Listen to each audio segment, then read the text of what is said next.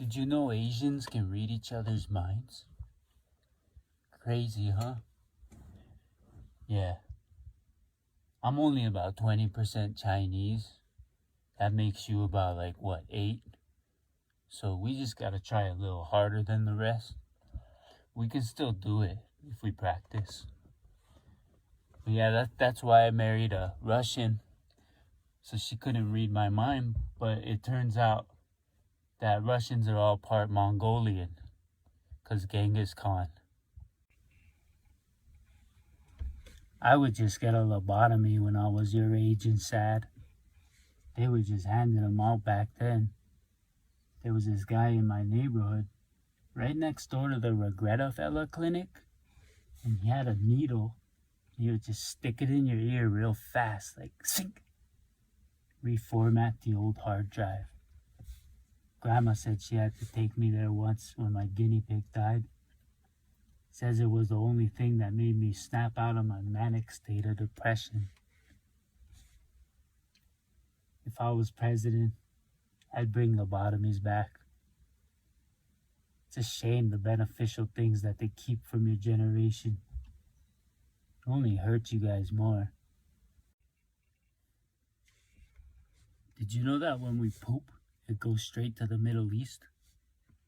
Yeah. That's where the Ark of the Covenant is. It's this ancient device that can transform poop into oil. So all these rich, wealthy Middle Eastern oil kings are actually collectors of Western shit.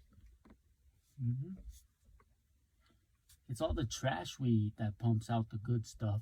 So they pay off companies like Taco Bell and McDonald's to just keep us pumping out gold. You know? And it all comes full circle because we buy it back from them. It's all an agenda.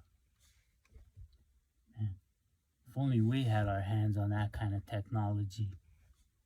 We can't go near that device because our teeth will start falling out. But something to do with them being the rightful inheritors of the thing, they have some special immunity to it or something. I'm telling you too much. Don't be surprised if I just disappear. Did you know that Mongol dandruff is the origin of pumpkin spice?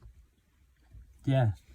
Back in the day, Marco Polo used to travel all the way from Europe to Mongolia to visit Kublai Khan. And on his way there, on the Silk Road, he would collect all sorts of spices. And he told the Mongols, hey, use this stuff as shampoo. It's nice. It makes your hair smell real nice. And so Kublai Khan was itching his head one day. And without thinking, he sort of bit his fingernail. And he was like, that doesn't taste bad. It's got a real to it.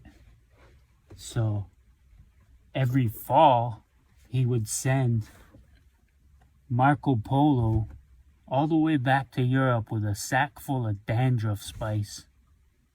And Marco Polo would just set up a barista in the town square. And all the European women would come around and ask for that spice. And that was Kublai Khan's way of getting his DNA into all the white women without having to travel too far to conquer them. Remember how I told you that Asians can read each other's minds, but because we're only a tad bit Chinese, we gotta try a little harder? Well, I figured it out. So we have to activate the power by doing some sort of synchronized bow, like a Bluetooth speaker. Ready? 1, 2, 3. All right, now focus. Don't squint too hard. You'll get crow's feet. Mess up your third eye chakra. Okay, what am I thinking? Go. Nothing? Oh, you know what it is? Did you brush your teeth this morning?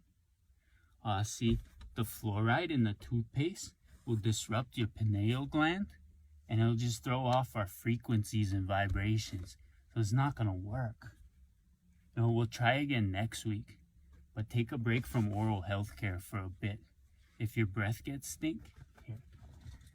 Just take these nicotine lozenges, and not only will it help freshen your breath, but the nicotine will help stimulate the Chinese in you, help activate your qi.